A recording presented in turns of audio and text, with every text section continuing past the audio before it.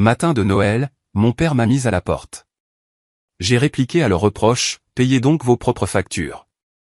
Le lendemain, il a appelé la police. Mais en voyant les dossiers, l'agent lui a dit 4 mots qui les ont fait paniquer. Le matin de Noël à Val-de-Saône avait toujours l'air plus joli de loin qu'il ne l'était de l'intérieur. De la route, la petite maison en briques de mes parents se dressait au bout d'une impasse tranquille, une fine couche de neige adoucissant les gouttières affaissées et les marches fissurées du perron. Le ciel était de ce gris pâle d'hiver qui rend tout plat et immobile. J'ai garé ma voiture dans l'allée familière et laissé le moteur tourner un instant, regardant ma buée embuer l'intérieur du pare-brise tandis qu'un nœud se serrait dans ma poitrine. J'avais fait la route depuis Lyon avant le lever du soleil, 3 heures d'autoroute vide et de mauvais café, la banquette arrière chargée de sacs cadeaux, d'un panier de viennoiseries d'une pâtisserie réputée et d'ingrédients pour un petit déjeuner de Noël complet que j'avais planifié dans les moindres détails. Je m'appelle Chloé, j'ai 32 ans, et je suis directrice de l'innovation produit dans une entreprise de fintech appelée Horizon Pay. Sur le papier, ça a l'air impressionnant. Dans la vraie vie, cela signifie 14 à 16 heures par jour devant des écrans et en réunion, y compris la plupart des week-ends, à courir après des délais et des lancements impossibles. L'argent est très bon, près de 500 000 € par an en ajoutant les bonus et les actions, mais le coût est que je vis de plats à emporter et de caféine et que mes épaules me semblent faites de pierre. Pendant des années, je me suis dit que tout ce labeur en valait la peine parce que je faisais quelque chose de noble avec une grande partie de ce revenu. Je prenais soin de ma famille. Assise là ce matin-là, avec le moteur qui vrombissait, je sentais les deux parties de ma vie peser sur moi en même temps. Le monde policé et sous haute pression d'Horizon Pay, où les gens me serraient la main et me qualifiaient de brillante, et cette petite maison de province où je redevenais la fille aînée de Val-de-Saône dès que je franchissais le seuil. J'ai regardé le manteau de créateur suspendu sur le siège passager, les boîtes soigneusement emballées avec du papier métallisé, le sac isotherme contenant du saumon fumé et des fromages importés que mes parents ne s'achèteraient jamais, et j'ai essayé de chasser le sentiment de malaise que quelque chose n'allait pas cette année. Puisque vous êtes ici à m'écouter maintenant, je suis curieuse de savoir ce que vous faites pendant que vous écoutez. Pliez-vous du linge, conduisez-vous quelque part, peut-être êtes-vous assis avec une tasse de café dans votre cuisine. Quand cela s'est réellement produit, j'étais dans la salle à manger de mes parents avec une assiette d'œufs à la main et mon monde entier était sur le point de basculer. J'ai finalement coupé le moteur, attrapé les lourds sacs cadeaux et suis sorti dans l'air glacial. La neige crissait sous mes bottes alors que je remontais l'allée. À travers la fenêtre du salon, je pouvais voir les lumières du sapin clignoter à un rythme lent, projetant des ombres colorées sur les murs.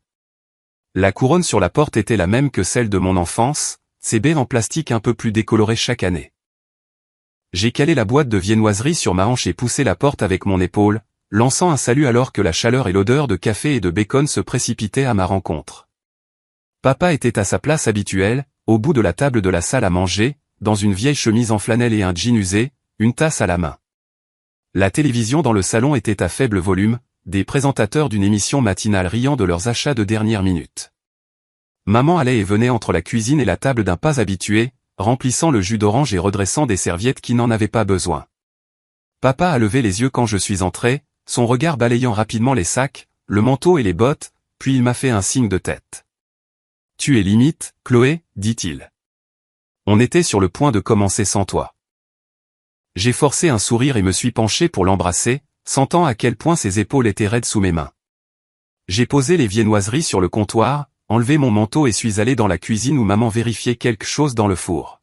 « Joyeux Noël, maman, ai-je dit, en l'enlaçant par derrière une seconde. Elle sentait le café et la lotion florale qu'elle utilisait depuis mon enfance. Elle m'a tapoté les mains mais ses yeux sont restés sur la poêle qu'elle surveillait. « Tu n'avais pas besoin d'apporter autant, dit-elle. J'ai déjà largement assez à manger. » Son ton était léger mais il y avait une petite pointe, la même pointe que j'entendais de plus en plus ces dernières années. Je lui ai parlé du saumon fumé, des viennoiseries fraîches que j'avais prises dans une pâtisserie de Lyon dont mes collègues vantaient les mérites, des grains de café de spécialité que j'avais moulus ce matin. Elle a hoché la tête, a fait un son évasif et a déplacé la poêle. « Camille vient plus tard ?» ai-je demandé. Le visage de maman s'est un peu éclairci. Elle a dit qu'elle est en route. Elle a travaillé tard sur ce nouveau projet, tu sais à quel point elle essaie. J'ai ravalé la réponse instinctive qui me venait à la langue, celle sur le fait que je savais aussi ce que c'était de travailler dur. Au lieu de cela, j'ai apporté la nourriture dans la salle à manger, disposant tout sur la table comme si je mettais en scène un décor. Il y avait déjà des œufs brouillés, du bacon, des crêpes et un bol de salade de fruits. J'ai ajouté mes apports au festin, les belles choses, les extras qui donnaient l'impression d'un brunch d'hôtel plutôt que d'un simple petit déjeuner familial. Papa m'observait travailler, ses yeux suivant chaque plat. Alors, dit-il lentement, tu viens encore seul cette année. Pas de quelqu'un de spécial dont on devrait être au courant. J'ai tiré ma chaise et me suis assise. Le travail a été dingue, papa, ai-je dit. Sortir avec des gens n'a pas vraiment été une priorité. Il a grogné dans son café. Toujours le travail avec toi. Les autres membres de la famille n'étaient pas encore arrivés, ils devaient passer plus tard pour un plus grand déjeuner. Pour l'instant, nous n'étions que nous trois, le cœur de notre petite tempête. Je me suis versé du café, j'ai pris une grande inspiration et je me suis dit de garder les choses paisibles pendant quelques heures. C'était le matin de Noël. Je pouvais survivre à un petit déjeuner. Nous nous sommes passés les assiettes et les bols. Les fourchettes raclaient, l'horloge au mur faisait tic-tac, la télévision dans la pièce voisine murmurait à propos d'une tempête de neige dans une autre région. Il y a eu de petites bribes de conversation sur le temps, sur la circulation sur l'autoroute, sur un voisin qui avait déménagé. Pendant quelques minutes, tout semblait presque normal. Puis papa a posé sa fourchette et s'est adossé à sa chaise de cette manière qu'il avait quand il était sur le point d'orienter la conversation là où il le voulait. Alors, commença-t-il, ta mère me disait que tu avais eu un gros bonus cette année. Mon estomac s'est noué. Oui, l'entreprise a bien marché, ai-je dit prudemment. C'était une bonne année. Il a hoché la tête comme si cela confirmait quelque chose pour lui. C'est bien ce que je pensais. Et pourtant, quand ta sœur t'a appelé pour cette idée d'application, tu lui as dit non. Voilà. Le nœud dans ma poitrine s'est resserré. Papa, ai-je dit, je lui ai expliqué que je ne pouvais pas simplement lui donner 20 000 € pour une idée qui n'est pas complètement formée. Elle n'a pas de plan, pas de développeur, pas d'étude de marché. Il a agité la main comme pour chasser une mouche. C'est toi l'experte, non. Tu peux l'aider. Tu passes tes journées dans ces bureaux luxueux à prendre des décisions pour de grandes entreprises. Tu ne peux pas donner 20 000 pour ta propre sœur. Maman intervint doucement, sans me regarder. Elle essaie si fort, Chloé. Elle a juste besoin que quelqu'un croie en elle comme ton entreprise croit en toi. J'ai posé ma fourchette et croisé les doigts sur mes genoux pour qu'ils ne tremblent pas. J'envoie des milliers d'euros chaque mois, ai-je dit, en gardant ma voix égale. Je couvre le crédit immobilier. Je paie les assurances. J'ai payé pour des réparations, des factures médicales et de nouveaux appareils électroménagers. Je ne refuse pas mon aide. Je dis que signer un chèque pour une idée vague, ce n'est pas aider. Papa a plissé les yeux. Il avait ce regard que je connaissais depuis l'enfance, celui qu'il utilisait quand il se sentait défié. Donc tu penses que l'argent que tu envoies te donne le droit de tout décider maintenant. Payer les factures ne fait pas de toi le chef de cette famille. J'ai senti les mots toucher un point sensible, comme s'il avait appuyé sur un bleu que j'ignorais. Je n'essaie pas d'être le chef, ai-je dit. J'essaie d'être responsable. Tu sais ce que ça donne l'impression, dit-il, sa voix devenant plus forte, ça donne l'impression que tu veux de la reconnaissance. Tu veux que tout le monde t'applaudisse parce que tu envoies de l'argent. Une famille, ça ne fonctionne pas comme ça.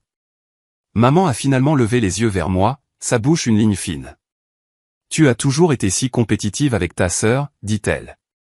Elle n'a pas ce que tu as, Chloé. Tu n'as pas besoin de remuer le couteau dans la plaie en la faisant supplier. Une bouffée de chaleur m'est montée au visage. C'était la partie qui tordait toujours le couteau, l'idée que j'étais en quelque sorte fier ou cruel de dire non à des demandes déraisonnables, tandis que les années de Louis disparaissaient dans un brouillard que personne ne voulait voir. J'ai pris une grande inspiration et j'ai essayé une dernière fois. Je ne suis en compétition avec personne, maman. Je suis épuisé. Je travaille tous les jours, de longues heures, pour pouvoir prendre soin de moi et continuer à prendre soin de vous. J'ai envoyé près de 400 000 € au cours des 8 dernières années. J'ai renoncé à des vacances, j'ai reporté l'achat de ma propre maison, j'ai laissé ma vie se rétrécir pour que la vôtre soit plus facile. J'ai le droit de dire non parfois. Pendant un instant, il y eut le silence. La télévision bourdonnait dans la pièce voisine, quelqu'un à l'écran riait d'une blague qui ne nous atteignait pas. Papa a repoussé un peu sa chaise. Il m'a regardé avec une expression que je ne pouvais pas tout à fait déchiffrer, un mélange de colère et de quelque chose comme une fierté blessée. Puis il s'est levé. Il a posé ses mains sur la table et s'est penché sur son assiette. Sa voix a baissé, mais d'une certaine manière, elle portait plus que lorsqu'il l'avait élevée. « Dégage, dit-il. Payer les factures ne t'achète pas une place dans cette famille. » Les mots flottaient dans l'air entre nous. Maman a aspiré une bouffée d'air. Je l'ai fixé, attendant la chute qui ne viendrait pas, un signe qu'il se défoulait simplement. Mais il est resté là, la mâchoire serrée, les yeux durs, comme s'il avait enfin dit quelque chose qu'il retenait depuis longtemps. Maman n'est pas venue à ma défense. Elle a secoué la tête et a marmonné que je devais arrêter d'envier ma sœur, que l'argent m'était monté à la tête, que j'avais oublié ce qui comptait vraiment. Quelque chose en moi, quelque chose qui avait été tendu à l'extrême pendant des années, a simplement cédé. Pas avec un cri ou une assiette jetée, mais avec une clarté soudaine et froide. « D'accord, ai-je dit. » Ma voix me semblait étrange, stable d'une manière que je ne ressentais pas. « Alors payez vos propres factures. » J'ai repoussé ma chaise lentement. Les pieds ont gratté le parquet usé. Je me suis levé, j'ai lissé le devant de mon pull parce que cela donnait quelque chose à faire à mes mains, et je les ai regardés une dernière fois. Papa était toujours debout, la poitrine se soulevant légèrement. Maman assise comme une statue, les yeux brillants de larmes de colère. Il n'y avait aucune excuse dans leur visage. Aucune hésitation. Aucune lueur de l'amour que j'avais poursuivi avec chaque virement et chaque heure supplémentaire. Je me suis retourné et j'ai marché vers la porte d'entrée. Le couloir sentait le pin du sapin de Noël et la légère odeur de poussière qui avait toujours habité les murs. Mes bottes étaient près du paillasson. Je les ai enfilées lentement, sentant mes doigts tâtonner avec les lacets. Quand je suis sorti, le froid m'a frappé en plein visage, vif et pur. Le ciel était un peu plus clair maintenant, un mince soleil d'hiver essayant de percer les nuages. Derrière moi, j'entendais des voix étouffées, mais je ne pouvais pas distinguer les mots et je ne voulais pas. J'ai descendu les marches fissurées, traversé la pelouse inégale et suis retourné à ma voiture. Ma respiration entrait et sortait par courtes rafales, chacune un mélange de douleur et de quelque chose d'autre que je ne pouvais pas encore nommer. Peut-être du soulagement. Peut-être du chagrin. Peut-être les deux. À l'intérieur de la voiture, j'ai fermé la porte et laissé le silence m'envelopper. Mon téléphone était dans le porte-gobelet, l'écran s'allumant avec un SMS de Camille que je n'ai pas ouvert. Je l'ai pris, suis allé dans mes contacts et, un par un, j'ai bloqué les numéros de papa, de maman et de ma sœur. Mon pouce a hésité un instant avant que j'appuie sur « confirmer » ou pour le dernier. Une fois cela fait, une étrange quiétude s'est installée dans ma poitrine. Pour la première fois depuis des années, aucune nouvelle demande n'attendait de l'autre côté de cet appareil. J'ai démarré le moteur, posé mes mains sur le volant et fixé la maison dans le rétroviseur, cette petite boîte en briques où j'avais appris ce que la famille était censée être et ce qu'elle était devenue. J'ai passé une vitesse sans regarder en arrière vers la porte d'entrée. À ce moment-là, je pensais honnêtement que le pire était déjà arrivé. Je n'avais aucune idée que dans la journée, mon père appellerait la police contre moi, mais alors que je quittais l'impasse ce matin-là, quelque chose de plus profond a commencé à se relâcher en moi, quelque chose qui était crispé depuis des années. Le silence à l'intérieur de la voiture semblait étrangement lourd, comme une chambre d'écho de tout ce que j'avais donné et de tout ce que j'avais essayé d'ignorer. J'ai laissé la route me ramener vers Lyon tandis que mon esprit dérivait vers le début, bien avant que j'imagine être renié au petit déjeuner de Noël. J'ai obtenu mon diplôme de l'université Grenoble-Alpes au printemps 2013, traversant cette estrade avec une toque qui tenait à peine en place et un cœur plein d'ambition qui semblait plus grand que mon corps. J'avais décroché un poste de junior dans une petite start-up de fintech à Grenoble, le genre d'endroit où le bureau ressemblait à un entrepôt à moitié rénové et où tout le monde buvait du café froid bon marché dans des bidons d'1 gallon. J'avais 21 ans, j'étais affamé, terrifié et prêt à faire mes preuves. Mes premiers mois ont été un tourbillon de nuits tardives, de séances de débogage sans fin et du frisson de résoudre des problèmes qui ressemblaient à des énigmes que seul moi savais déchiffrer. J'ai travaillé les week-ends, dormi 2 fois sur le canapé du bureau et vécu principalement de barres de céréales et de café de distributeurs. Ce n'était pas glamour, mais cela a allumé quelque chose en moi, quelque chose qui murmurait « tu peux te construire une vraie vie avec ça ». En 2016, j'avais déménagé à Lyon pour rejoindre Horizon Paix, qui à l'époque se battait encore pour se faire une place sur un marché bondé. J'ai commencé comme analyste produit débutante, heureuse d'avoir un bureau qui ne chancelait pas et une équipe qui parlait en acronyme que je ne pouvais que prétendre comprendre. Je me suis tellement poussé ces premières années qu'en y repensant maintenant, j'ai du mal à dire où un projet se terminait et où le suivant commençait. À peu près à la même époque, les finances de mes parents ont traversé une mauvaise passe. Papa avait pris sa retraite plus tôt que prévu après une blessure à l'épaule, et les heures de maman à la clinique dentaire fluctuaient. Je me souviens d'un appel de papa un soir, sa voix bourrue mais teintée d'embarras alors qu'il parlait de relevés de crédit immobilier en retard et de factures médicales qui s'accumulaient. Je lui ai dit que je pouvais aider pendant quelques mois jusqu'à ce que les choses se stabilisent. C'était le début. Au début, cela semblait être la bonne chose à faire. Je gagnais assez pour m'en sortir, et les aider semblait simple comparé au stress du travail. Puis l'aide simple s'est développée. À l'automne 2016, je leur envoyais un montant régulier chaque mois, quelque part entre 3800 et 4200 euros. Crédit immobilier. Assurance auto. Réparation de la maison. Renouvellement d'ordonnance. Argent pour l'essence. Petites urgences qui survenaient au pire moment. En l'an 2020, lorsque j'ai été promue directrice de l'innovation produit, mon salaire et mes bonus avaient grimpé à près d'un demi-million d'euros par an. Les gens me félicitaient comme si j'avais gravi une montagne impossible, mais la vérité était que je ne me sentais pas riche. Je me sentais comme quelqu'un essayant de soutenir deux vies avec une seule paire de mains. Chaque mois, je virais l'argent.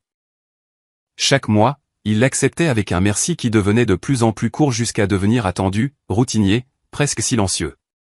Au bout de 8 ans, le total avait dérivé juste en dessous de 400 000 euros. Je n'ai jamais tenu de tableur pour ça, je ne l'ai additionné que bien plus tard. J'ai juste continué à donner parce que je croyais que c'est ce qu'une bonne fille fait. Je pensais que c'était les honorer. Je pensais que c'était de la gratitude pour tout ce qu'ils avaient fait quand j'étais plus jeune. Je me suis convaincu que la gentillesse, si elle était donnée assez librement, serait finalement vue et appréciée. Qu'elle créerait des liens. Qu'elle adoucirait de vieilles blessures dont je ne parlais jamais. Mais quelque part en cours de route, ce que je considérais comme de la générosité s'est transformé en obligation à leurs yeux. Le ton a changé. Les mots ont changé. Les attentes se sont durcies en quelque chose contre lequel je ne savais pas comment me défendre. Camille, de 3 ans ma cadette et toujours la rêveuse de la famille, a été la première à remuer le couteau sans même le vouloir. Chaque fois qu'une facture la stressait, chaque fois que papa se plaignait des réparations de la maison, elle me regardait avec ce rire aérien qui lui était propre et disait « C'est toi qui gagnes tout cet argent. Ce n'est pas un problème pour toi. » Elle le disait si légèrement, comme si quelques milliers d'euros ici et là étaient des centimes pour moi, comme si les journées de 16 heures, les vacances manquées et la pression croissante sur mes épaules étaient invisibles. Et peut-être que pour elle, elle l'était. Camille avait toujours flotté dans la vie, certaine que quelqu'un la rattraperait. On ne m'avait jamais accordé ce luxe. Il y avait des nuits où j'étais assise à ma table de cuisine à Lyon avec une pile de contenants de plats à emporter poussés de côté, fixant mes relevés bancaires. Non pas parce que j'avais peur de manquer d'argent, mais parce que je voulais sentir que je contrôlais quelque chose. Mais même alors, quand les chiffres semblaient lourds, je continuais à envoyer ce dont ils avaient besoin. Je me disais que l'amour se mesurait par le sacrifice. Que porter le fardeau signifiait que j'étais forte. Qu'être la personne sur qui on peut compter était un honneur, pas un fardeau. En y repensant maintenant, je vois à quel point c'était naïf. Mais à l'époque, cela semblait noble. Cela semblait être un devoir que je devais assumer. Même lorsque les demandes sont passées des besoins au désir, j'ai ravalé mon hésitation. Papa voulait un camion plus récent parce que l'ancien avait un bruit suspect. Maman voulait de l'aide pour remplacer une machine à laver et un sèche-linge parfaitement fonctionnel parce que les offres étaient bonnes ce mois-là. Camille voulait de l'argent pour une autre entreprise en ligne qu'elle n'a jamais menée à bien. Chaque fois, il le formulait comme une petite chose, quelque chose qui ne ferait qu'une petite entaille dans mes revenus. « Tu travailles de si longues heures, disait papa. Tu mérites d'être fier de pouvoir aider. » Et je respirais à travers la tension dans ma poitrine et je me disais qu'il avait raison. Les aider me faisait me sentir utile. Cela rendait les charges de travail écrasantes et les nuits blanches moins solitaires, comme si tous mes efforts avaient un but plus grand. Mais la vérité était plus compliquée. La vérité était que je m'étais glissé si profondément dans le rôle de pourvoyeuse que je ne savais pas comment en sortir. Je ne soutenais pas seulement une famille. J'en portais une. Je soutenais des adultes capables mais peu disposés à ajuster quoi que ce soit dans leur vie tant que j'amortissais la chute. Parfois, tard dans la nuit, quand l'appartement était calme et que mon ordinateur portable brillait sur le comptoir avec encore un autre projet à terminer, je me demandais à quel moment exactement ils avaient cessé de me remercier. Quand le soutien s'est transformé en attente. Quand mes contributions sont devenues invisibles. Je ne me laissais pas y penser longtemps. Cela semblait ingrat de le remettre en question. Faux, en quelque sorte. La première fois que j'ai dit que je ne pouvais pas aider pour quelque chose, même si j'ai fini par le faire, maman a soupiré comme si je l'avais déçue à un niveau plus profond que les mots. Et Camille, avec cette condescendance douce, presque sucrée, avait dit, « Tu gagnes tellement plus que nous tous. Pourquoi t'en ferais-tu un problème ?» J'ai entendu la vérité non dite en dessous. Que mes revenus n'étaient pas les miens. Que ce pourquoi je travaillais leur appartenait d'abord. Que ma vie, aussi exigeante soit-elle, existait pour rendre la leur confortable. Les années se sont estompées, un virement après l'autre, jusqu'à ce que je reconnaisse à peine la version de moi-même qui croyait autrefois qu'ils apprécieraient les sacrifices que je faisais. Je n'arrêtais pas de me dire que la vie a ses saisons. Peut-être que les choses changeraient et qu'ils se reprendraient en main. Peut-être que nous pourrions être une famille où l'amour va dans les deux sens. Mais au fond, je pense que je savais. Je pense que je savais que c'était moi qui tenais tout ensemble, et que si jamais j'arrêtais, ne serait-ce qu'un instant, tout se fissurerait. Et c'est peut-être pour cela que le silence dans la voiture ce matin-là semblait plus lourd que d'habitude. C'est peut-être pour cela que la piqûre d'entendre des gages s'est installée si vivement dans ma poitrine. Ce n'étaient pas seulement les mots. C'étaient les années derrière eux. Les années où j'ai essayé de gagner une place dans une famille qui avait déjà décidé de mon rôle pour moi. Quelque part sur l'autoroute ce matin de Noël, avec la neige qui commençait à tomber sur les voies et mon téléphone heureusement silencieux pour la première fois depuis des lustres, je me suis finalement autorisé à me demander ce qui se passerait si j'arrêtais de porter le poids. Je ne savais pas alors que je le découvrirais bientôt d'une manière que je n'aurais jamais imaginée. Cette seule pensée m'est restée alors que je retournais vers Lyon, la route s'étirant silencieuse et pâle sous le ciel d'hiver. Quelque chose en moi se sentait agité, de la même manière qu'une pièce se sent après que quelqu'un a claqué une porte. Cela m'a ramené à un autre malaise, un qui avait commencé près de 2 ans plus tôt, bien avant que le matin de Noël n'explose comme il l'a fait. Au début de l'année 2022, papa a commencé à m'envoyer des SMS avec une sorte d'urgence qu'il n'avait jamais utilisée auparavant. Les premiers messages étaient simples. Le chauffe-eau est fichu. Le toit fuit à nouveau. Le camion a besoin d'une nouvelle transmission. Chaque demande arrivait avec un ton qui suggérait qu'un désastre se produirait si je n'agissais pas immédiatement. Je me souviens d'être assise à mon bureau chez Horizon P pendant l'une de ces interminables réunions stratégiques, regardant mon téléphone pour voir le message de papa sur un problème de chaudière suivi de l'assurance de maman que papa essayait seulement de sécuriser notre avenir. Elle m'a dit qu'il planifiait à l'avance pour que la famille soit stable. Ces mots enveloppaient la pression dans un tissu doux, mais la pression était toujours la même. J'ai continué à envoyer l'argent, mais quelque chose dans le rythme de ces demandes a commencé à me paraître étrange. Elles arrivaient trop rapprochées, chacune plus chère que la précédente, chacune présentée comme une crise que seul moi pouvais résoudre. Pourtant, j'ai mis ce sentiment de côté. C'était plus facile que de remettre en question des motifs que je ne voulais pas examiner. Puis un dimanche après-midi, à l'automne de la même année, je suis allé à Val-de-Saône pour une visite rapide. J'avais apporté des courses, de nouvelles chaussures de course pour maman, et une boîte à outils pour papa parce qu'il avait mentionné vouloir réparer la rampe du Porsche arrière. Je l'ai trouvé dans le salon, assis dans son fauteuil avec son téléphone légèrement incliné loin de moi. Il n'avait jamais été secret avec son téléphone, donc l'angle a attiré mon attention, mais j'ai essayé de ne pas trop y lire. J'ai posé les courses sur le comptoir, suis retourné dans la pièce et lui ai demandé comment avançait le Porsche. En bougeant dans le fauteuil, le téléphone a glissé une seconde, tournant son écran vers moi. J'ai aperçu un email en haut de sa boîte de réception. Il y avait des lettres en gras qui disaient quelque chose comme contribution d'investissement confirmée et une chaîne de chiffres en dessous. Cela a clignoté dans ma vue pendant à peine un battement de cœur avant qu'il ne rapproche le téléphone de sa poitrine comme un adolescent surpris en train de cacher quelque chose. Ce ne sont pas tes affaires, a-t-il lancé, sans me regarder. Sa voix avait un ton défensif que j'avais rarement entendu de sa part. J'ai reculé un peu, les mains levées, plus confuse qu'en colère. J'ai dit que je n'essayais pas de m'immiscer, que l'email avait juste flashé devant moi. Il a marmonné quelque chose entre ses dents et s'est levé, quittant complètement la pièce. Maman m'a frôlé une minute plus tard avec du linge plié dans les bras, disant doucement qu'il travaillait sur quelque chose de grand et que je devais lui faire confiance. Elle a dit qu'il préparait l'avenir de la famille et que c'était bon pour nous tous. Le malaise dans mon estomac s'est un peu tordu. Je lui ai demandé dans quoi il investissait. Elle m'a fait un sourire doux et a dit que papa savait ce qu'il faisait, que je devrais avoir plus de foi et arrêter de m'inquiéter.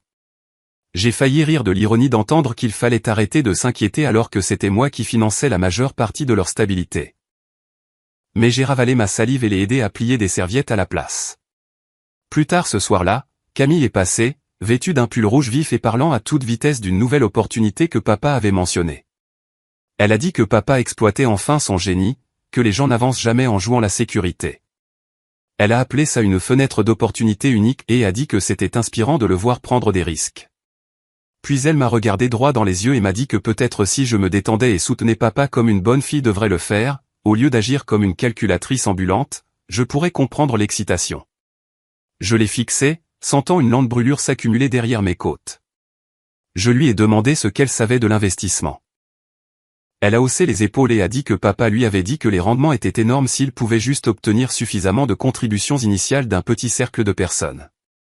Elle a dit qu'il avait le genre d'esprit pour ça que je n'appréciais jamais parce que j'étais trop rigide. Rigide. Calculatrice ambulante. Pas assez solidaire. Je suis rentré à Lyon cette nuit-là en me repassant ces mots encore et encore.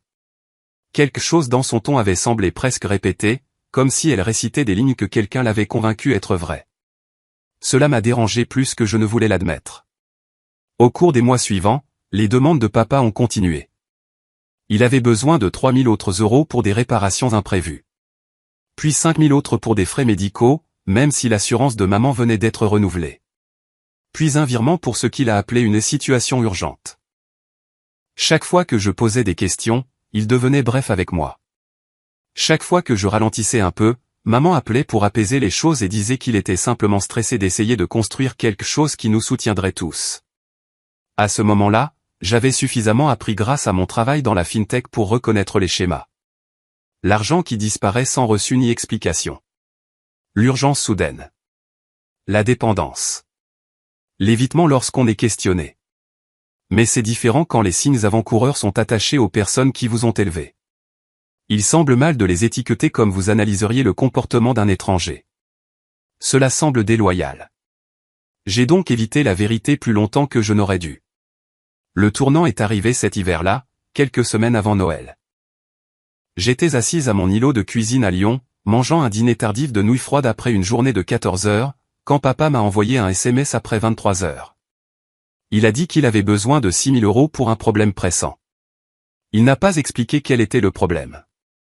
Il a juste dit qu'il en avait besoin dans les 24 heures. Puis, une minute plus tard, maman a écrit qu'il faisait tout cela pour l'avenir et que je devrais être fier. Fier. Le mot s'est accroché à moi comme une bardane. J'ai envoyé le virement, parce que j'étais trop fatigué pour me battre. Mais je ne pouvais pas chasser l'image de cet email sur son téléphone, les mots brillants sur une contribution d'investissement dont il insistait que ce n'était pas mes affaires. Petit à petit, j'ai commencé à suivre les dates de ces demandes. Pas les montants, pas les totaux. Juste le schéma. Et en regardant les dates alignées les unes après les autres, une réalisation silencieuse a commencé à faire surface. L'argent que j'envoyais chaque mois ne semblait pas aller vers le crédit immobilier, le toit, le camion ou les factures médicales. Le calendrier n'avait aucune corrélation avec quoi que ce soit que je pouvais identifier. Il ne correspondait qu'à ses vagues urgences et à son secret grandissant. Je me sentais idiote même d'y penser, mais je devais admettre à moi-même que l'argent allait peut-être quelque part où je n'avais aucun contrôle et aucune connaissance. Quelque part de risqué. Quelque part de dangereux. Et pourtant, je n'avais toujours aucune preuve. Pas de reçu. Pas d'explication. Seulement le sentiment que quelque chose n'allait pas. Je me suis dit que les familles traversent des phases compliquées. Je me suis dit que le stress fait agir les gens bizarrement. Je me suis dit que papa avait mérité le droit de faire ses propres choix même si je ne les comprenais pas. Mais la vérité était plus forte que toutes ces excuses. J'envoyais des milliers d'euros chaque mois et je ne savais pas à quoi ils servaient. Je portais un foyer qui ne me disait pas la vérité. Cette prise de conscience m'a accompagné lors de mes longs trajets, lors de mes longues nuits au travail, les matins où j'ouvrais mon application bancaire avant même de m'être brossé les dents. Elle a approfondi le malaise en quelque chose de plus solide, quelque chose qui murmurait un avertissement au fond de mon esprit même lorsque j'essayais de l'ignorer. Au moment où le matin de Noël est arrivé, je sentais déjà que quelque chose changeait sous la surface de notre famille. Je ne savais tout simplement pas à quel point tout était sur le point de se briser. J'ai porté cette prise de conscience avec moi jusqu'à l'automne 2024, lorsque les feuilles à Val-de-Saône ont commencé à prendre cette teinte orange brûlé profond qui donnait toujours à toute la ville une impression de calme plus grand qu'elle ne l'était en réalité. À ce moment-là, la tension dans ma poitrine était devenue une compagne constante, quelque chose que je ressentais même dans mon bureau chez Horizon Paix, entouré de tableaux blancs et de prototypes au lieu des problèmes de ma famille. Je n'arrêtais pas de me dire que je réfléchissais trop, que peut-être papa planifiait vraiment quelque chose pour l'avenir, mais en vérité, je me préparais à ce qui allait suivre. C'est arrivé un samedi de fin septembre. J'étais allé à Val-de-Saône pour une courte visite, principalement parce que la culpabilité me tiraillait encore même quand j'essayais de l'ignorer. En arrivant dans l'allée, j'ai vu papa assis sur le porche avant avec Raymond Dubois, notre voisin de 2 maisons plus bas. Raymond était un homme doux d'une 60aine d'années qui avait enseigné la biologie au lycée local pendant des décennies avant de prendre sa retraite. Il avait toujours été amical avec moi, aidant à déblayer notre allée quand j'étais enfant, me tendant de la limonade en été. Le voir assis si près de papa avec un air sérieux m'a fait ralentir le pas. Alors que je m'approchais d'eux, papa se penchait avec le même ton enthousiaste qu'il utilisait chaque fois qu'il parlait de quelque chose qu'il croyait capable de changer sa vie. Il montrait quelque chose à Raymond sur son téléphone. Raymond avait l'air mal à l'aise mais curieux, comme les gens qui veulent l'espoir plus que la prudence. Papa ne m'a pas remarqué au début. Il disait quelque chose sur le triplement des rendements en 60 jours et sur la fermeture imminente des fenêtres pour les premiers investisseurs. Mon estomac s'est serré. Je me suis approché et j'ai demandé ce qui se passait. Papa m'a lancé un regard irrité comme si j'avais interrompu quelque chose d'important. Il a dit qu'il discutait d'une opportunité avec Raymond, quelque chose qui pourrait enfin donner à la famille un coussin financier. Raymond m'a offert un sourire poli mais il semblait forcé. Il a dit que papa lui avait parlé d'un nouveau groupe d'investissement avec un potentiel de croissance incroyable. Il a dit qu'il pensait y mettre une partie de ses économies. Je lui ai demandé combien il envisageait, et il a dit environ 8 000 €. Le chiffre m'a coupé le souffle. J'ai demandé à papa comment il connaissait ce groupe, qui vérifiait les projections, quelle plateforme ils utilisaient, s'ils étaient enregistrés auprès d'un organisme de surveillance. Il m'a repoussé et a dit à Raymond de ne pas s'inquiéter, disant que mon travail me rendait trop prudente et que je ne comprenais pas comment la richesse se créait en dehors des murs de l'entreprise. Il a même eu un petit rire comme si je faisais du drame. Le rire a piqué plus qu'il n'aurait dû. Plus tard cet après-midi-là, j'ai trouvé maman dans la cuisine en train de remuer une marmite de chili. J'ai dit que les schémas promettant des rendements triplés en 60 jours étaient presque toujours frauduleux. Elle m'a à peine regardé, disant seulement que papa savait ce qu'il faisait et qu'il faisait des recherches depuis des mois. J'ai demandé quel genre de recherche. Elle a fait une pause juste assez longue pour montrer qu'elle ne savait pas, puis a dit que je ne devais pas saper sa confiance. J'ai insisté un peu plus, lui disant que des gens se font arnaquer tous les jours, que ce n'était pas seulement risqué mais illégal dans certains cas. Elle a arrêté de remuer et s'est tournée vers moi avec un regard que je n'avais pas vu depuis mon adolescence. Elle m'a dit sèchement de ne pas gâcher quelque chose de bien pour papa et qu'il se sentait enfin excité par l'avenir. J'ai senti ma gorge se serrer. Je lui ai demandé si elle savait même d'où venait l'argent qu'il investissait. Sa seule réponse a été que c'était des affaires de famille et que je devais lui faire confiance. Confiance. Encore ce mot. Il semblait déplacé dans une conversation où personne ne me disait la vérité. Avant de partir ce soir-là, Camille est passée avec un grand sourire, s'appuyant contre le comptoir comme si elle était l'animatrice d'une émission financière. Elle a dit que papa partageait ses plans avec elle et qu'il avait un esprit brillant pour repérer les opportunités. Elle a dit que j'essayais de lui couper les ailes parce que j'étais jalouse de la proximité qu'ils avaient développée autour de ce projet. Je lui ai demandé si elle savait quelque chose sur la structure de l'investissement. Elle a dit non, mais que les chiffres parlaient d'eux-mêmes. Elle a dit que les gens qui pensent petit ratent la vague. Je suis rentré à Lyon avec un sentiment lourd, qui s'est installé plus profondément à chaque kilomètre parcouru. Je voulais tellement croire que papa courait simplement après quelque chose d'optimiste. Mais l'espoir n'efface pas les mathématiques, et rien dans tout cela ne semblait réel. 2 semaines plus tard, j'ai reçu un appel de Raymond. Sa voix tremblait légèrement. Il a dit qu'il avait mis les 8 000 € et qu'il ne pouvait plus accéder au portail des investisseurs. Il m'a demandé si j'avais une minute pour regarder quelque chose. J'ai posé mon ordinateur portable sur l'îlot de la cuisine pendant qu'il parlait. Il m'a transféré des captures d'écran. Mon cœur s'est serré. C'étaient les signes classiques d'une opération frauduleuse. Pas de divulgation, pas de documentation légale, pas d'information de contact au-delà d'une adresse email générique. Les rendements projetés étaient des chiffres qu'aucun investissement légitime ne promettrait. Je lui ai dit de contacter immédiatement la brigade financière. Il a hésité, ne voulant pas mettre papa dans l'embarras. Je lui ai dit qu'il ne s'agissait pas de papa mais de protéger ses économies. Le lendemain, il a déposé une plainte. Une semaine après, un enquêteur de la brigade financière m'a appelé pour me demander si j'étais au courant d'une activité financière impliquant ma famille. Le ton était formel mais inquisiteur.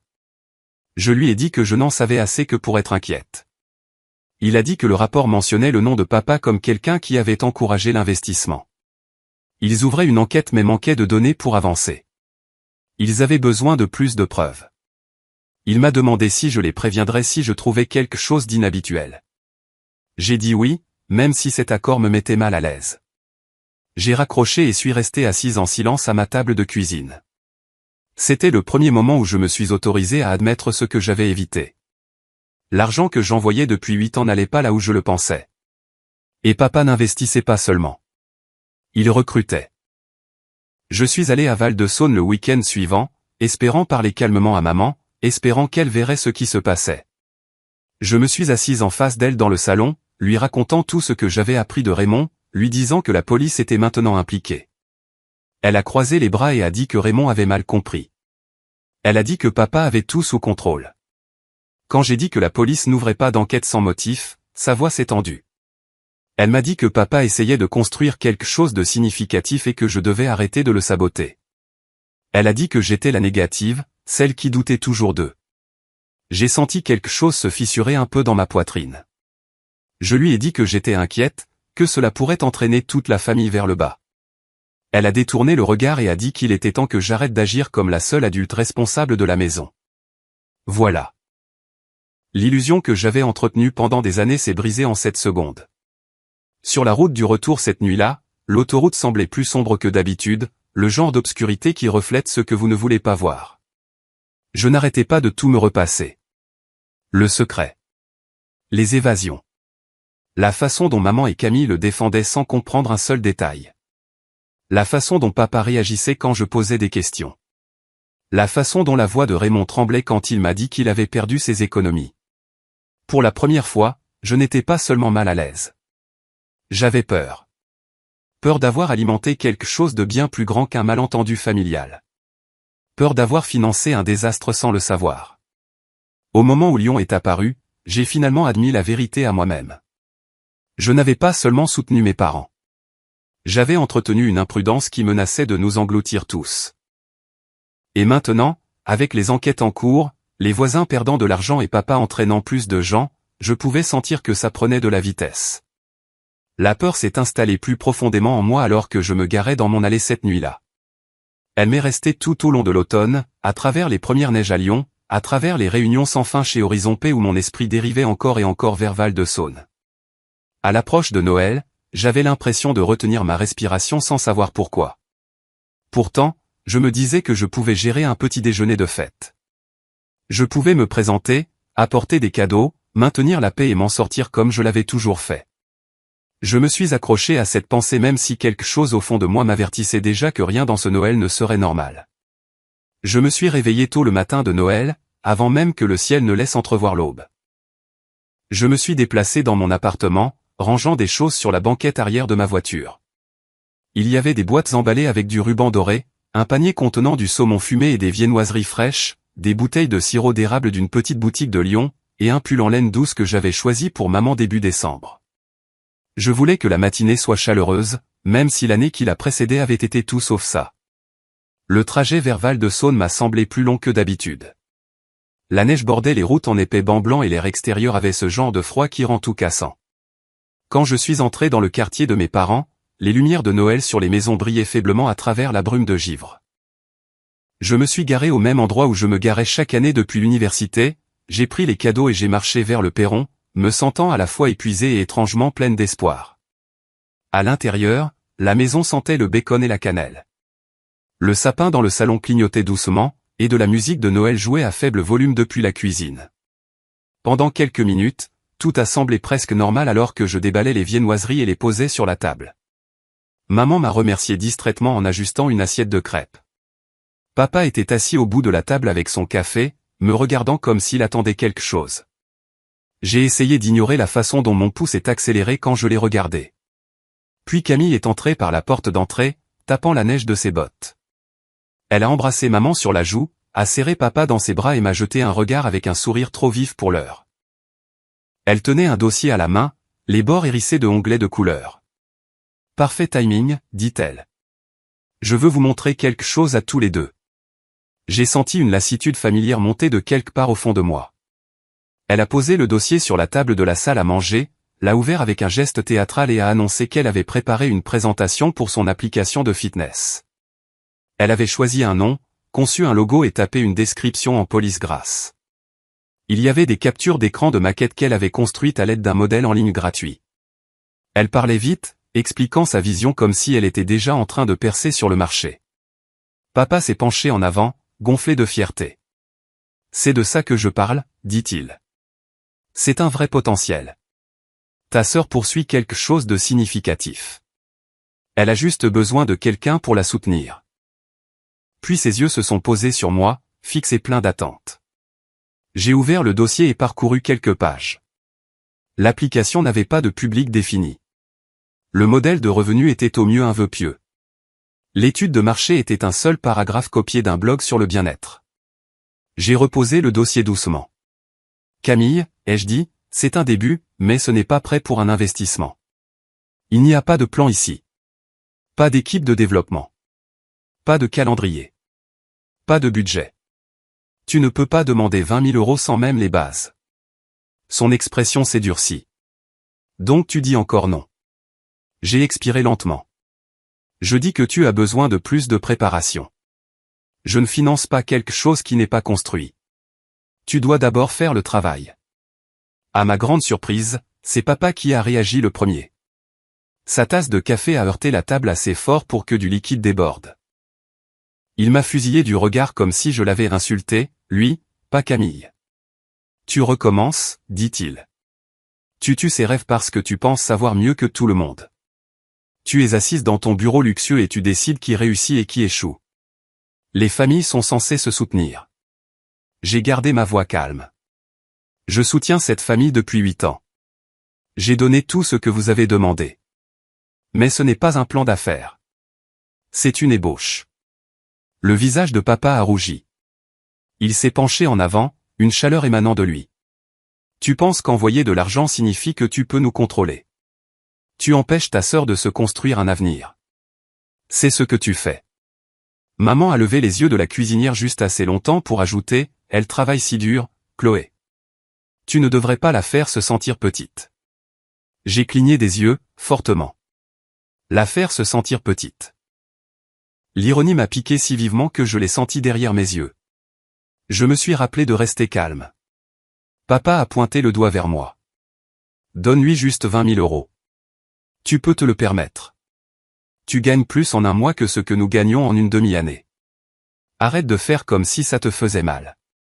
La frustration, le ressentiment enfoui, l'épuisement de années de dons constants ont surgi d'un seul coup. Je l'ai senti comme une marée, détachant quelque chose en moi.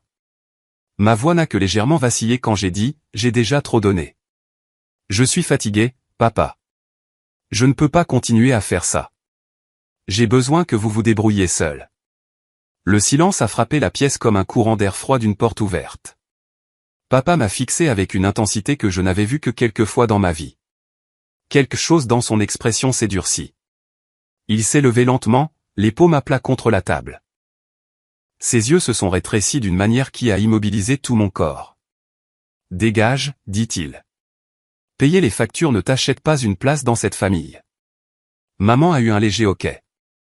Camille a eu l'air confuse une demi-seconde puis a détourné le regard. J'ai regardé papa, essayant de comprendre s'il le pensait vraiment. Mais il n'a pas bougé, n'a pas cligné des yeux, ne s'est pas adouci. Quelque chose en moi s'est fissuré. Pas bruyamment. Pas de manière dramatique. Silencieusement, comme de la glace fine qui cède sous votre pied. D'accord, ai-je dit. Je comprends. J'ai repoussé ma chaise. Mes jambes semblaient étrangement stables même si je savais que quelque chose se brisait en moi. Je suis allé dans le salon, j'ai pris mon manteau sur le bras du canapé et je l'ai enfilé avec des mouvements prudents. J'ai senti le poids du silence derrière moi. Personne n'a suivi. Personne n'a appelé mon nom. Je suis passé devant le sapin de Noël. Devant la guirlande que maman avait accrochée au-dessus de la porte. Devant les photos qui tapissaient les murs du couloir. Tous les petits morceaux qui signifiaient autrefois maison. Dehors, l'air d'hiver m'a frappé le visage comme un avertissement. Ma respiration sortait en bouffées blanches. Mes bottes crissaient sur la neige alors que je traversais la cour. Je pouvais sentir les battements de mon cœur au bout de mes doigts. Quand j'ai atteint ma voiture, je n'ai pas pleuré. Je me suis assise derrière le volant, j'ai fixé la maison pendant un long moment, et j'ai ressenti deux sensations opposées à la fois. Mon cœur se brisait. Et sous la douleur, il y avait une légèreté que je ne reconnaissais pas, un étrange et mince ruban de soulagement. J'avais atteint ma limite. J'avais enfin dit non. En reculant dans l'allée, la maison a rapetissé dans mon rétroviseur jusqu'à disparaître derrière une rangée de grands pins. Personne n'est sorti de la porte. Personne n'a fait de signe. Personne n'a essayé. La route devant moi semblait froide et inconnue, mais elle était à moi. Je suis parti de Val-de-Saône les mains tremblantes, sans réaliser que le silence de ma famille n'était pas du tout la fin de l'histoire. Ce n'était que le début des retombées qui allaient suivre. Je n'ai pas beaucoup dormi cette nuit-là. Après être rentré à Lyon, j'ai pris une douche, préparé un thé que je n'ai pas bu, et me suis assise sur mon canapé avec une couverture sur les épaules pendant que la ville dehors devenait silencieuse. Chaque fois que je fermais les yeux, je voyais papa à table, les mains à plat sur le bois, sa voix me disant de dégager. Vers 3 heures du matin, j'ai dû m'assoupir, car la chose suivante dont je me souviens est de me réveiller au son de mon téléphone qui vibrait sur la table basse. La lumière qui passait à travers les stores était mince et grise. J'ai cligné des yeux, attrapé le téléphone et vu un numéro inconnu. Pendant une seconde, j'ai failli le laisser aller sur la messagerie vocale. Quelque chose dans ma poitrine m'a dit de répondre. Alors je l'ai fait. Une voix masculine calme s'est présentée comme l'inspecteur Laurent Fournier de la brigade financière. Il a dit qu'il appelait pour vérifier un signalement qui avait été déposé concernant un soutien financier familial et une possible négligence envers des parents âgés. Au début, les mots ne m'ont pas atteinte. Il flottait là, comme s'il parlait une langue que je n'avais pas apprise. Puis mon cerveau a rattrapé. Je me suis redressé, le cœur battant à tout rompre. Je lui ai demandé lentement qui avait déposé le signalement. Il y a eu une brève pause, puis il a dit que mon père, Robert Moreau, avait contacté les forces de l'ordre local, qui avaient ensuite transmis des informations concernant une potentielle exploitation financière. Pendant un moment, j'ai vraiment cru qu'il s'était trompé. J'ai laissé échapper un rire tremblant qui sonnait faux à mes propres oreilles et je lui ai dit qu'il devait y avoir une erreur. Il a dit qu'il comprenait que cela puisse être bouleversant, et qu'il ne m'accusait de rien, qu'il suivait seulement le protocole. Il avait besoin d'entendre ma version des faits et de voir toute information pertinente. Il m'a demandé si je pouvais venir cet après-midi, puisque j'étais répertorié comme habitant à Lyon et que ce serait plus facile à coordonner avec mon emploi du temps. J'ai accepté, car que pouvais-je faire d'autre? Quand j'ai raccroché, la pièce semblait inclinée. Je suis resté assise là, fixant l'écran de télévision éteint, mon téléphone toujours à la main, le mot exploitation résonnant dans ma tête. Papa ne m'avait pas seulement dit de partir. Il m'avait transformé en suspecte dans une histoire qu'il racontait aux autorités. Il avait pris tout ce que j'avais fait pour eux et l'avait tordu en quelque chose de laid.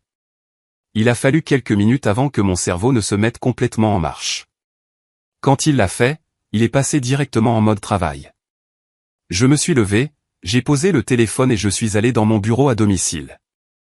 J'ai ouvert mon ordinateur portable, me connectant à mes comptes bancaires, mes emails, mon stockage cloud. S'il voulait des dossiers, je leur en donnerais. Pendant les 2 heures suivantes, j'ai extrait des relevés. Mois après mois de virements de moi à mes parents. Les paiements de crédit immobilier que j'avais mis en place depuis mes comptes directement à leurs prêteurs. Les transactions pour les services publics, les primes d'assurance, les traites de voitures. Les virements individuels étiquetés aide, santé ou urgence. Je les ai enregistrés dans un dossier, puis dans une deuxième sauvegarde, en imprimant certains parce que le papier dans un dossier parle parfois plus fort qu'un écran. J'ai parcouru 8 ans de messages. Des fils de discussion où papa avait demandé de l'argent. Des notes de maman me disant qu'il était stressé. Des petits merci qui se sont raréfiés avec le temps. J'ai marqué ceux qui montraient des montants et des raisons. Il y en avait tellement. Les regarder tous ensemble comme ça m'a serré la gorge.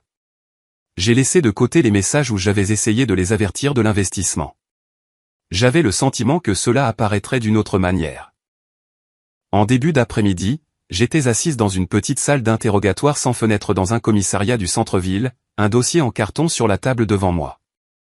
Les murs étaient peints d'un beige fatigué et l'air sentait légèrement le café et le papier. L'inspecteur Fournier est entré avec une tablette et un bloc-notes.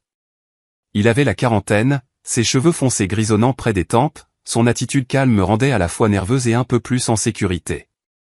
Il s'est présenté à nouveau, m'a remercié d'être venu et m'a rappelé que je n'étais pas en état d'arrestation, que c'était une conversation pour recueillir des informations. Ces mots ne m'ont que légèrement soulagé. Il a commencé par des questions simples. Mon nom complet. Âge. Titre de poste. Où je vivais. À quelle fréquence je voyais mes parents. Puis il a demandé quand j'avais commencé à les aider financièrement. Je lui ai parlé de l'appel de papa en 2016, quand le crédit immobilier était en retard et que les factures médicales s'accumulaient. J'ai dit que j'avais commencé par quelques mois d'aide et que cela s'était transformé en quelque chose de régulier. Il m'a demandé de décrire régulier. Je lui ai dit que pendant des années, j'avais envoyé entre 3 800 et 4 200 € chaque mois, parfois plus quand des imprévus survenaient. Ses sourcils se sont un peu levés au chiffre. Il a demandé si j'avais des documents. J'ai glissé le dossier vers lui. À l'intérieur se trouvaient des résumés imprimés et une clé USB avec des copies numériques. Il a pris son temps pour feuilleter les pages, ses yeux se déplaçant ligne par ligne. Il a demandé s'il y avait eu un accord formel. J'ai dit non. Il n'y avait pas de contrat, pas de promesse de remboursement. C'était de l'aide familiale. J'ai prononcé cette phrase doucement, entendant à quel point elle sonnait mince dans cette petite pièce. Il a hoché la tête, a pris une note sur son bloc, puis a posé des questions sur mon travail. Je lui ai dit que j'étais directrice de l'innovation produit chez Horizon Pay et que mes revenus étaient élevés sur le papier. Je lui ai aussi dit que je travaillais 14 à 16 heures par jour la plupart du temps, y compris les week-ends, et que le stress n'était pas quelque chose que je souhaiterais à quiconque. Je voulais qu'il comprenne que l'argent que mes parents voyaient comme facile ne tombait pas du ciel. Puis il a posé la question qui s'est logée dans mes os. Avez-vous le sentiment d'avoir jamais retenu des ressources dont ils avaient besoin pour leurs soins de base? L'air dans la pièce semblait très immobile. J'ai pris un moment avant de répondre, parce que je voulais que ma voix tienne. Je lui ai dit que je n'avais jamais refusé d'aider pour des choses comme les services publics, les frais médicaux ou le crédit immobilier. Que quand je disais non, c'était pour des choses supplémentaires. Des plans d'affaires fumeux. De nouvelles voitures quand les anciennes étaient encore fonctionnelles. Des projets que ma sœur imaginait qui n'avaient aucune structure. Je me suis entendu dire, je me suis tué à la tâche pendant 8 ans pour les garder à l'aise. J'ai envoyé près de 400 000 € pendant cette période, sans rien demander par écrit, sans jamais être remboursé. Et la vérité est que je n'ai aucune idée où une grande partie de cet argent est allé. Il a levé les yeux brusquement à cela. Il m'a demandé ce que je voulais dire. Alors je lui ai parlé des demandes tardives, des urgences vagues, de l'email sur le téléphone de papa avec une confirmation d'investissement. Je lui ai parlé de Raymond qui m'appelait, des captures d'écran du portail suspect, de ma conversation avec maman où elle disait que j'essayais de gâcher quelque chose de bien pour papa. Il n'interrompait pas souvent. Quand il le faisait, c'était pour demander des dates, des montants, des noms. J'ai répondu aussi précisément que possible. Plus je parlais, plus tout cela semblait surréaliste. Une partie de moi était sur cette chaise, regardant sa main se déplacer sur la page. Une autre partie flottait quelque part au-dessus de nous, regardant une femme qui avait porté trop de poids pendant trop longtemps. Après que j'ai fini, il s'est un peu adossé et m'a étudié. Il a dit que le rapport initial de mon père peignait un tableau très différent. Dans cette version, j'avais coupé tout soutien sans avertissement, gardé le contrôle de compte qui leur appartenait, et les avais laissés dans un état de vulnérabilité exprès. Les mots piquaient, même si je savais qu'ils n'étaient pas vrais. Je lui ai dit que la seule chose que j'avais coupée, c'était moi-même. Que j'avais bloqué leur numéro après que mon propre père m'ait dit que payer les factures ne faisait pas de moi une membre de la famille. J'ai dit que je n'avais touché à aucun compte à leur nom. J'avais simplement abandonné le rôle dans lequel on m'avait forcé. Il a hoché la tête lentement. Quelque chose dans son expression a changé, un petit resserrement autour de ses yeux. Il a dit que j'avais fourni beaucoup d'informations qui ne correspondaient pas au récit qu'on lui avait donné. Il m'a dit qu'il y avait déjà eu une plainte d'une autre partie, Raymond Dubois, concernant un investissement frauduleux suspect lié de manière vague à mon père. Et maintenant, avec mes dossiers, il y avait de nouveaux schémas à examiner. Pendant un moment, aucun de nous n'a parlé. Le bourdonnement de la ventilation semblait étrangement fort.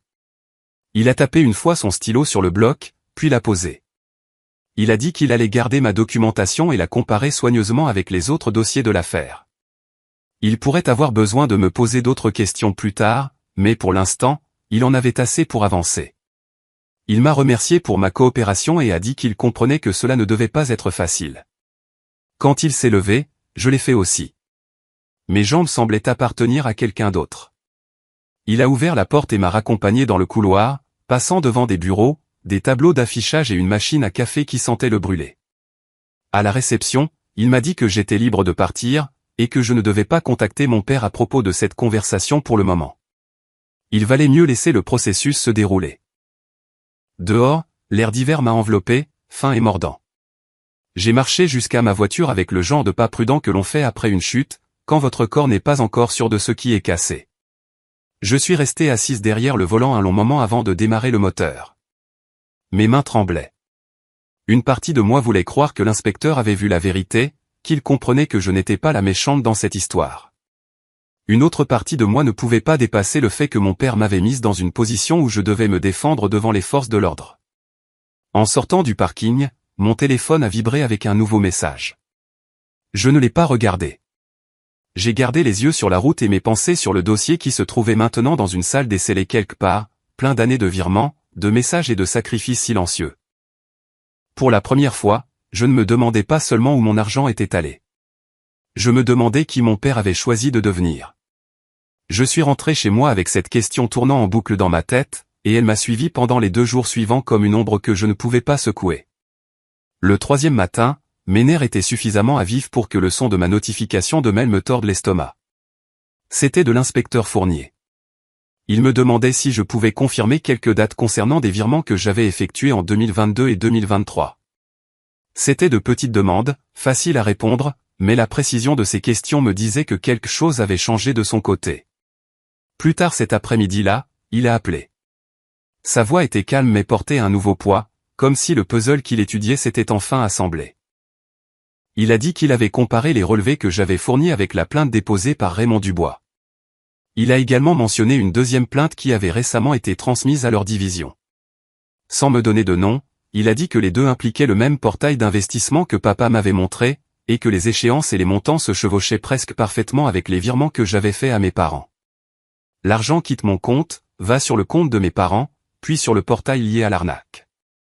Après cela, de petits paiements de commission revenaient à papa. L'entendre énoncer clairement a resserré quelque chose dans ma poitrine. Je n'avais pas été paranoïaque ou je n'avais pas trop réfléchi. Le schéma était là, indéniable. Il a dit que l'unité avait maintenant des soupçons raisonnables pour étendre l'enquête. Il devait interroger mon père en personne, vérifier ses déclarations et documenter toute incohérence.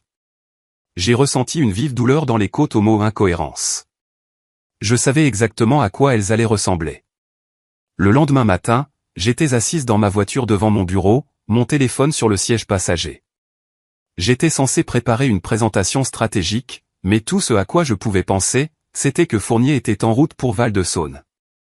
Je l'imaginais se garer devant la maison que j'avais vu mes parents repeindre plus de fois qu'ils ne l'entretenaient réellement.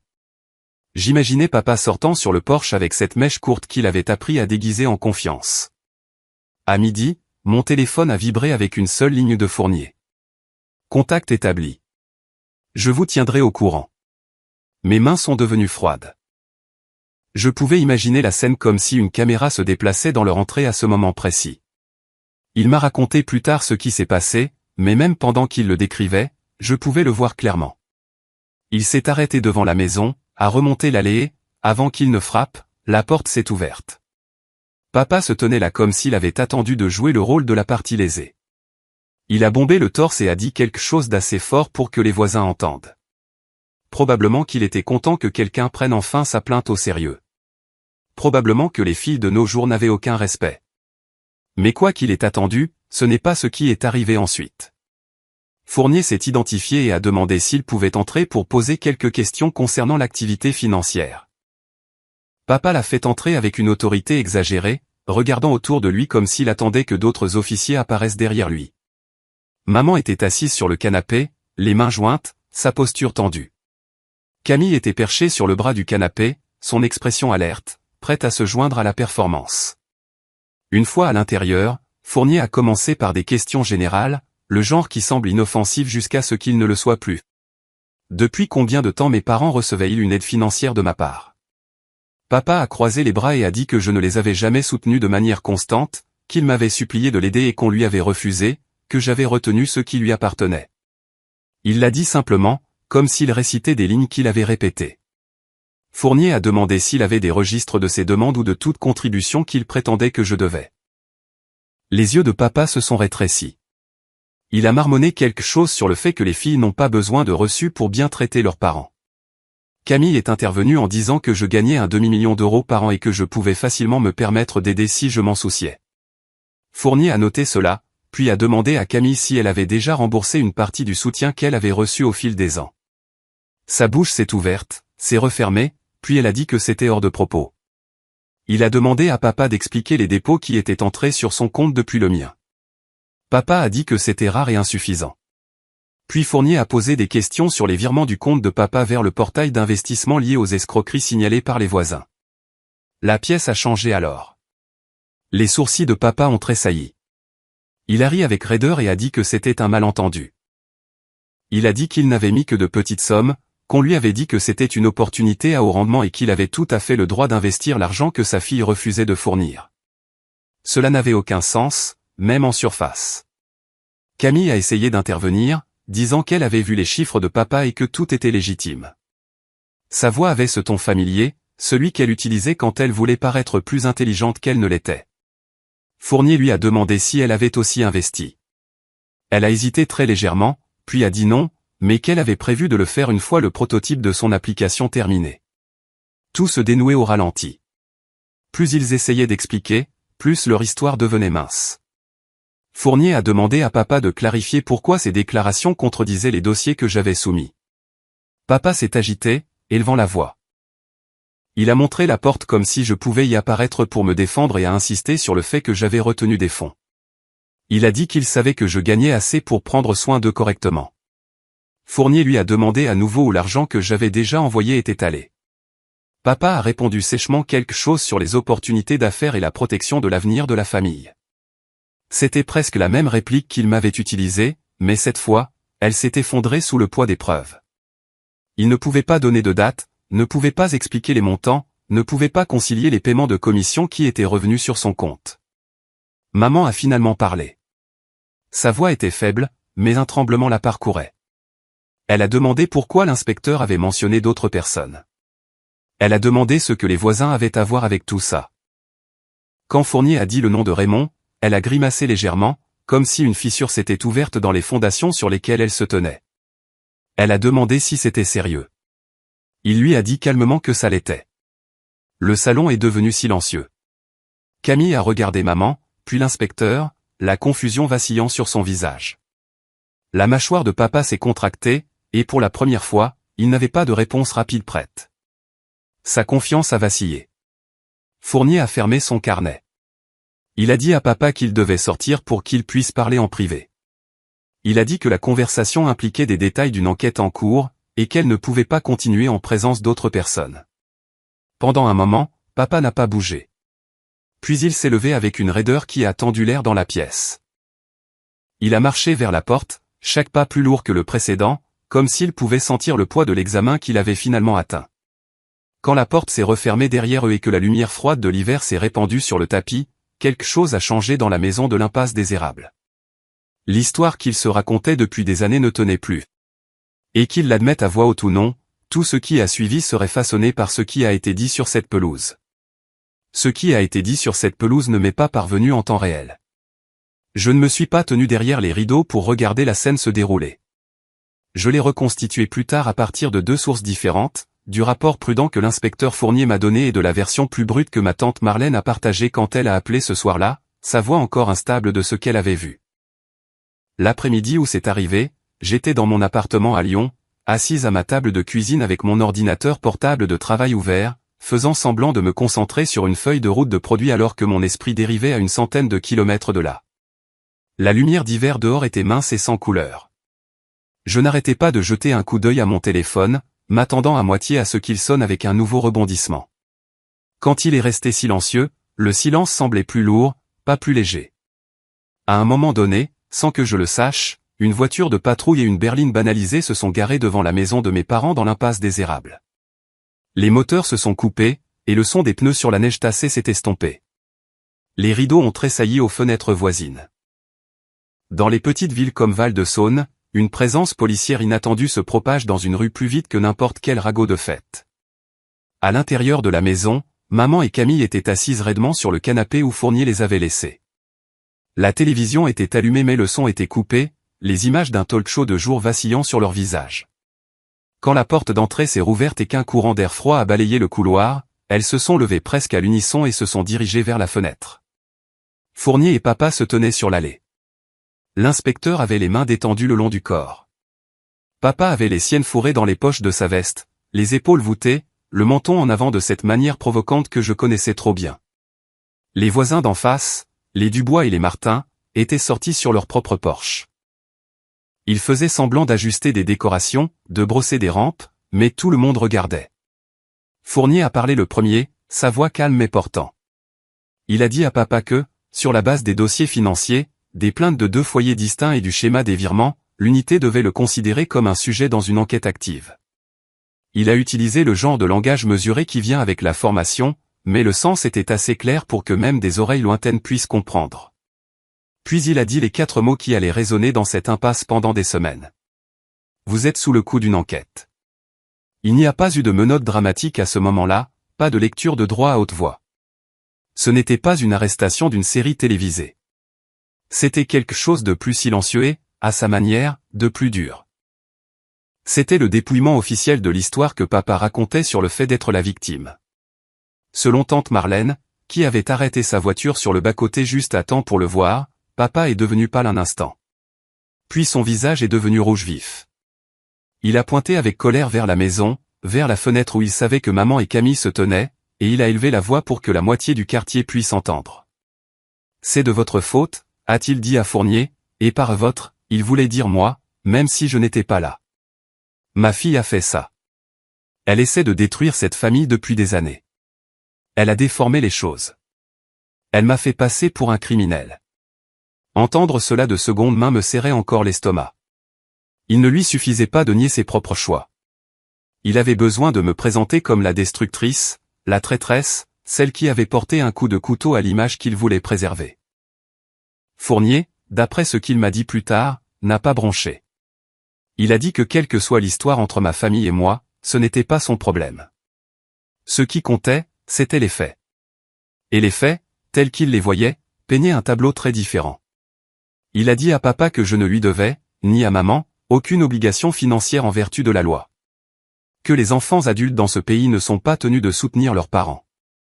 Il a dit que j'avais fourni une documentation complète d'un soutien volontaire sur de nombreuses années, sans aucun signe que j'ai jamais mal utilisé leur compte ou retenu leurs propres fonds.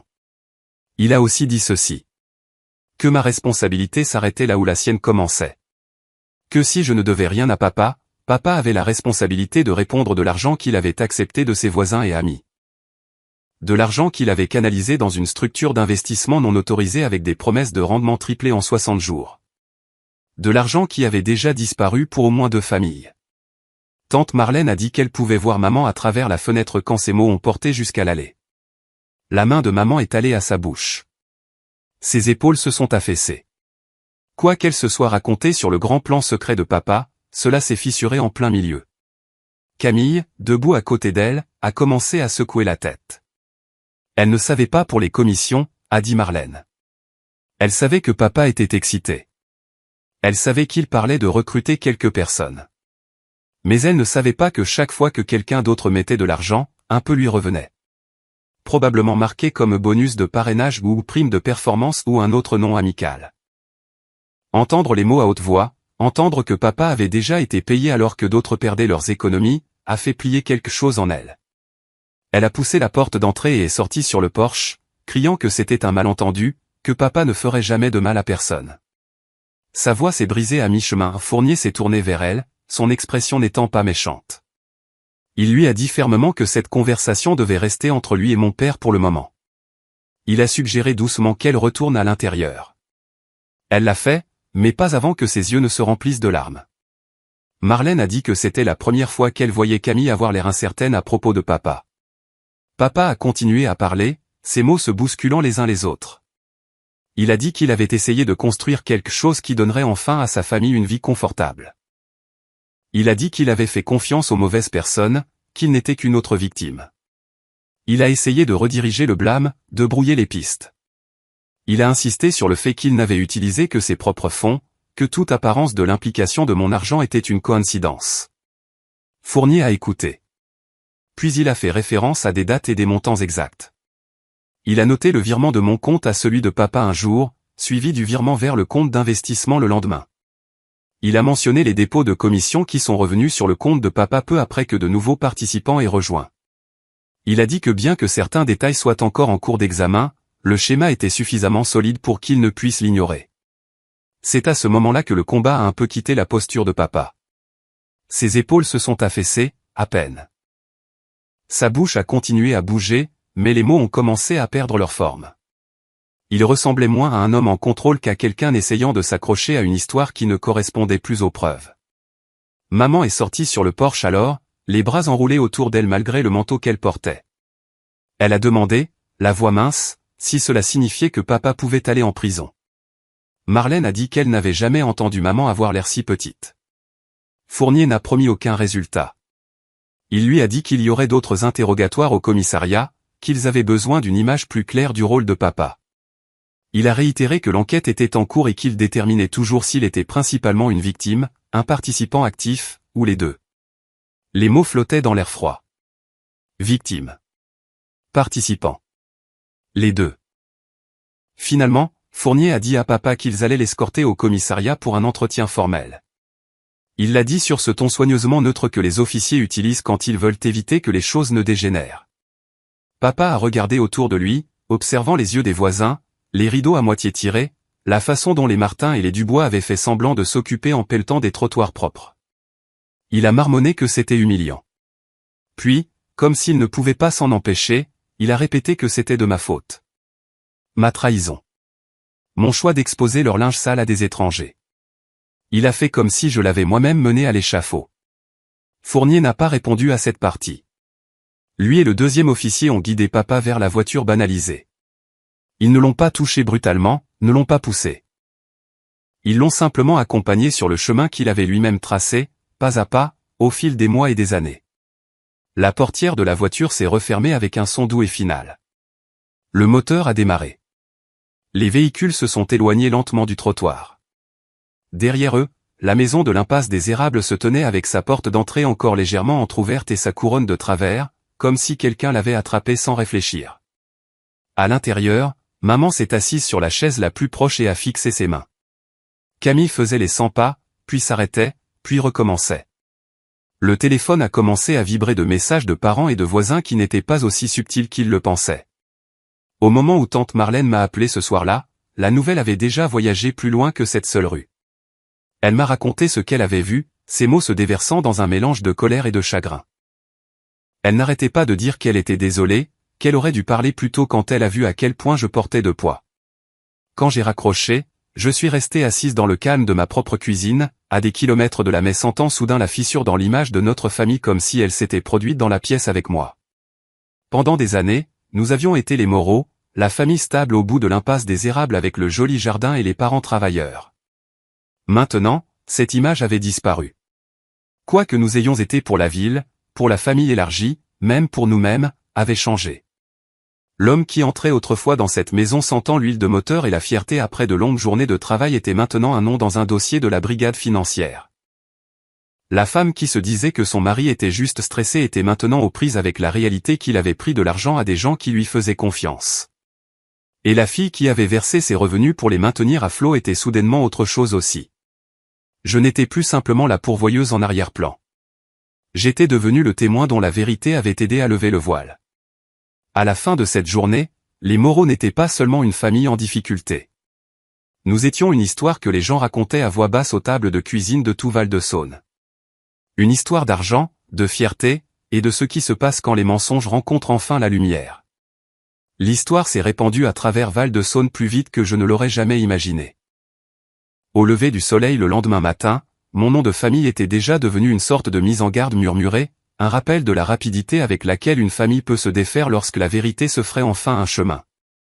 Je ne savais rien de tout cela en me réveillant dans mon appartement à Lyon, mais je sentais une lourdeur inhabituelle dans ma poitrine, comme si quelque chose avait été retiré, laissant un vide. Plus tard cet après-midi-là, alors que je triais les retours sur un produit sur le comptoir de ma cuisine, une notification de mail de la brigade financière est apparue. Mon souffle s'est coupé quand j'ai vu le nom de l'inspecteur Fournier. Je l'ai ouvert immédiatement. Son message était concis, écrit sur un ton qui semblait presque doux. Il confirmait qu'après examen de tous les dossiers financiers, déclarations et entretiens, je n'étais pas considéré comme un sujet dans l'affaire. J'étais officiellement classé comme une partie non impliquée et, plus spécifiquement, comme quelqu'un qui avait été financièrement manipulé par un membre de sa famille. Mes yeux se sont brouillés à la dernière partie. C'était une chose de savoir au fond de moi que j'avais été utilisé. C'en était une autre de le voir écrit par un enquêteur qui n'avait aucune raison d'adoucir la vérité. J'ai lu l'email 2 fois avant de fermer mon ordinateur portable, pressant mes paumes contre la surface fraîche, et laissant échapper un souffle que j'avais l'impression de retenir depuis 8 ans. Mais le soulagement est un sentiment étrange.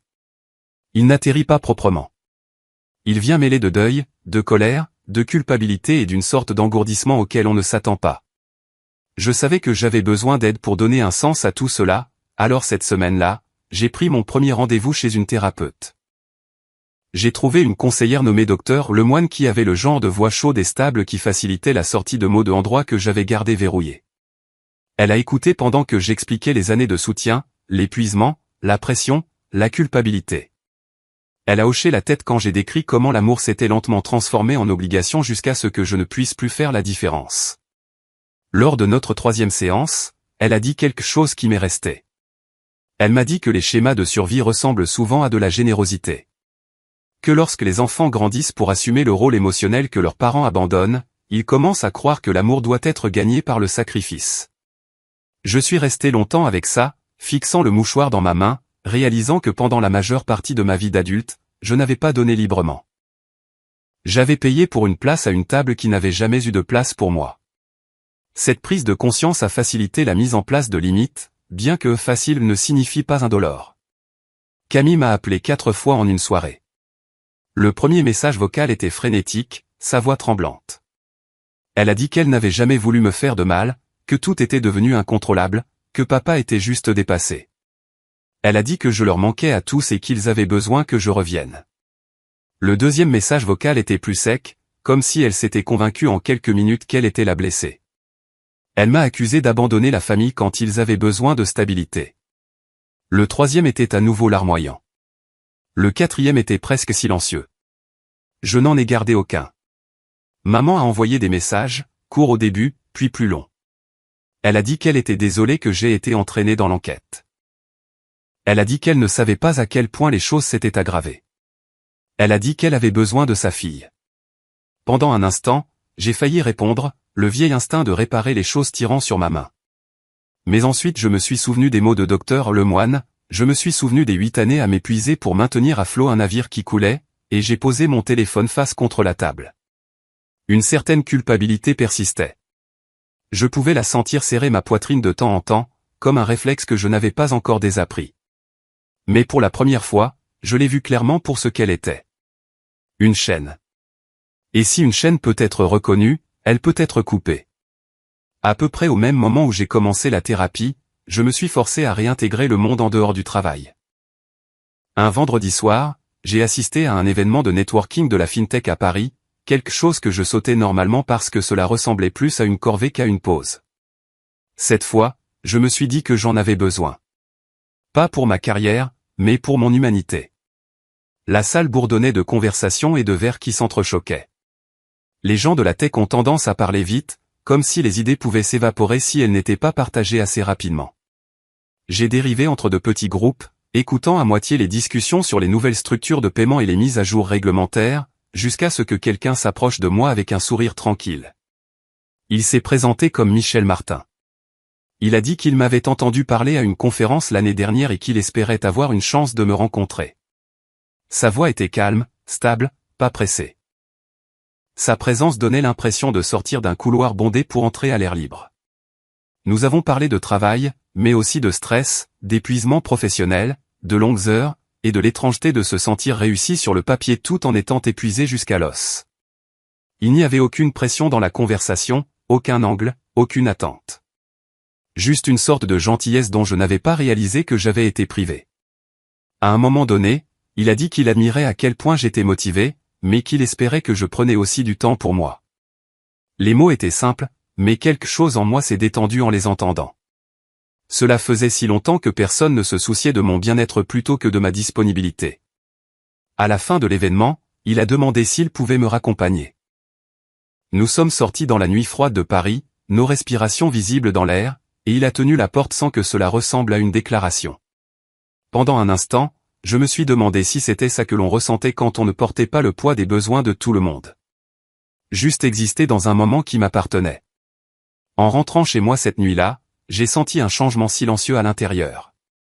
Rien de dramatique, rien de cinématographique. Juste une prise de conscience lente et régulière que je n'avais pas à rester une extension de la crise de quelqu'un d'autre. Je pouvais être une personne avec ses propres besoins, sa propre vie, ses propres limites. Et une fois que j'ai su cela, j'ai aussi su autre chose. Je ne retournerai jamais être le distributeur automatique silencieux de la famille Moreau. J'avais abandonné ce rôle le jour où j'ai bloqué leur numéro, mais maintenant j'entrais dans quelque chose d'encore plus important. Une vie qui était enfin la mienne. La neige tombait devant la fenêtre de mon appartement le matin où le calendrier est passé à la 2e semaine de janvier. Des flocons doux et réguliers descendaient devant la vitre, fondant le long du rebord avant de pouvoir s'accumuler. Lyon semblait feutré et paisible sous cette lumière. Je me suis rendu compte que cela faisait longtemps que l'hiver n'avait pas semblé aussi paisible. Les 8 dernières années de fête avaient porté une sorte de poids qui s'installait sur mes épaules bien avant que la saison n'arrive. Cette fois, le poids avait disparu, remplacé par quelque chose de calme et d'immobile, comme la pause après une profonde respiration. J'étais assise à ma table de salle à manger avec une tasse de thé quand ma notification de mail a retenti. Pendant un instant, ma poitrine s'est serrée. Même après la dernière mise à jour de Fournier me disculpant, une partie de moi se crispait encore chaque fois que son nom apparaissait. J'ai ouvert le message quand même. Son ton était aussi stable que toujours. Il expliquait que l'enquête s'étendait maintenant à l'aspect recrutement de l'escroquerie, que d'autres plaintes avaient été déposées, et que papa pourrait être tenu responsable d'avoir sollicité des participants même s'il avait initialement cru que l'investissement était légitime. La formulation était prudente, mais le sens était clair. Les choses ne se résolvaient pas tranquillement pour lui. J'ai lu l'email 2 fois, laissant la réalité s'installer. Il n'y avait aucun soulagement à savoir que mon père pourrait faire face à des conséquences, pas dans le sens où les gens s'y attendent souvent. Ce que j'ai ressenti à la place, c'était de la clarté. Pendant des années, j'avais été empêtré dans l'illusion que si je faisais plus, donnais plus, aimais plus, il me choisirait. Cette illusion s'était fissurée au moment où il m'avait transformé en suspecte pour se protéger. Et maintenant, en regardant la vérité se dérouler par les voies officielles, j'ai senti quelque chose se lever en moi. Pas de la joie. Pas de triomphe. Juste l'absence de fardeau. J'ai fermé doucement l'ordinateur portable et posé mes mains sur la table. L'appartement était chaud, calme, habité. Ma maison. Pas une station-service entre les crises, pas un coffre-fort pour les urgences de ma famille. Juste un espace qui ne contenait que ce que je choisissais d'y laisser entrer. Mon téléphone a vibré. Pendant une fraction de seconde, je me suis demandé si ce serait un autre numéro inconnu que je devrais éviter. Mais quand j'ai baissé les yeux, le nom de Michel a illuminé l'écran. J'ai répondu avec un sourire que je n'ai pas eu à forcer. Sa voix était chaude, ce calme facile qu'il portait si naturellement. Il a dit qu'il passait par Lyon plus tard ce soir-là et se demandait si je voudrais dîner, quelque part de calme, quelque part sans bavardage d'affaires ni bruit de fête. Il y a quelques mois, j'aurais hésité, pensant aux emplois du temps, aux responsabilités, aux obligations qui attendaient aux marges de ma vie. Cette fois, la réponse est venue facilement. J'ai dit oui, j'aimerais beaucoup. Il a ri doucement et m'a dit qu'il connaissait un endroit près du fleuve avec un bon éclairage et des chaises terribles mais une excellente nourriture. Puis il a dit qu'il était heureux d'entendre ma voix sonner plus légère. Quand l'appel s'est terminé, j'ai continué à tenir le téléphone un moment, comme si la chaleur de sa voix persistait dans l'appareil lui-même. J'ai posé le téléphone et j'ai remarqué l'icône de la liste de blocage qui brillait faiblement dans le coin de l'écran. J'ai tapé dessus par instinct. Les noms étaient toujours là. Maman. Papa. Camille. Une rangée de numéros qui sonnaient autrefois si urgemment que j'aurais laissé tomber tout ce que je faisais pour répondre. Les regarder maintenant, c'était comme regarder un chapitre d'un livre que j'avais enfin refermé. Pas avec colère, pas avec nostalgie. Juste avec compréhension. J'ai pensé à en débloquer un. L'idée m'a traversé l'esprit rapidement, comme le font les vieilles habitudes. Mais ensuite, je me suis souvenu de ce matin de Noël. Je me suis souvenu de la voix de papa me disant que payer les factures ne m'achetait pas une place dans la famille. Je me suis souvenu de maman murmurant que je devais arrêter d'envier ma sœur. Je me suis souvenu de l'air froid sur mon visage alors que je sortais, ma fierté tenant par des fils. Et je me suis souvenu du moment, à peine quelques minutes plus tard, où ma main a cessé de trembler assez longtemps pour que j'appuie sur bloquer. À l'époque, cela semblait être un réflexe de survie. Maintenant, cela semblait être un choix. Une limite. Un commencement. J'ai posé le téléphone et je suis allé à la fenêtre. La neige tombait toujours, plus épaisse maintenant, descendant en lente spirale. Le monde extérieur semblait doux, intact, comme si quelqu'un avait posé une couverture sur toute la ville. J'ai inspiré profondément, laissant le calme s'installer en moi. Pour la première fois depuis longtemps, ma vie me semblait être la mienne. Mon travail, mon temps, mon cœur, mon avenir. Non lié à la crise, à la déception ou aux besoins de quelqu'un d'autre. J'ai pensé aux années que j'ai passées à croire que l'amour signifiait sauver tout le monde sauf moi-même. J'ai pensé à l'épuisement qui venait de donner sans recevoir une seule once de grâce en retour. Et j'ai pensé au moment où j'ai finalement quitté la table où j'avais passé si longtemps à essayer de prouver que je méritais une place. C'est à ce moment-là que j'ai commencé à me choisir. Je suis retourné à la table de la salle à manger, j'ai attrapé mon manteau et je me suis préparé à rencontrer quelqu'un qui me voyait comme une personne plutôt que comme une ressource. Quelqu'un qui demandait comment j'allais avant de demander ce que je pouvais faire. C'était étrange mais bon, comme le premier jour chaud après un long hiver. Avant de partir, j'ai jeté un dernier coup d'œil à mon téléphone. Les numéros bloqués scintillaient faiblement dans le reflet de l'écran. J'ai souri, simple et certaine. J'avais bloqué les numéros de mes parents à Noël. Et à partir de ce jour, je n'ai jamais regardé en arrière.